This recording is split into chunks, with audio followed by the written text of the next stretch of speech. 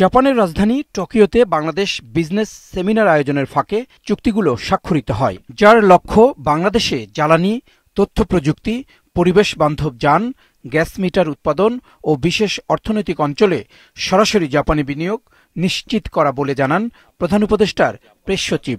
আপনার 6টা এমওইউ হয়েছে। একটা হচ্ছে যে খুবই ইম্পর্টেন্ট সাইকেল, এটা হচ্ছে ইলেকট্রিক সাইকেল তৈরি করার জন্য একটা ফ্যাক্টরি স্থাপন করা হচ্ছে। এই প্রজেক্টের বিষয়ে যে তারা আবার জানিয়েছেন যে তারা বাংলাদেশের পাশে থাকবেন, বাংলাদেশকে সহায়তা করবেন। এর আগে সকালে জাপানের প্রধানমন্ত্রী শিগেরু ইশিবার কার্যালয়ে পৌঁছালে প্রধান উপদেষ্টা ডক্টর মোহাম্মদ ইউনুসকে গার্ড অব অনার দেয়া হয়। তারপর জাপানের প্রধানমন্ত্রীর সঙ্গে অনুষ্ঠিত হয় দ্বিপক্ষীয় বৈঠক।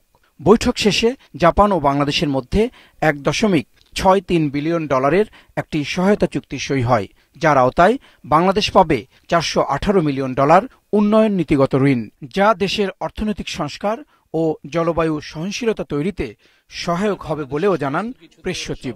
ওয়ালটন আবারও মিলিয়নিয়ার অফারে ওয়ালটন ফ্রিজ কিনে আপনিও হয়ে যেতে পারেন মিলিয়নিয়ার।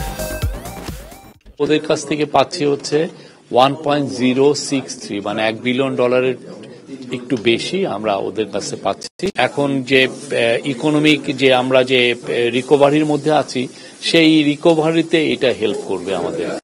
এছাড়াও জয়দেবপুর থেকে ঈশ্বরদী পর্যন্ত রেলপথকে ডুয়েল গেজ ডাবল লাইনে উন্নীত করতে জাপান দেবে $641 মিলিয়ন।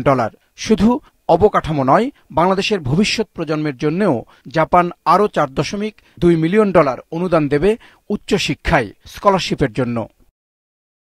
জাহেদ সেলিম, মাছরাঙা সংবাদ, ঢাকা।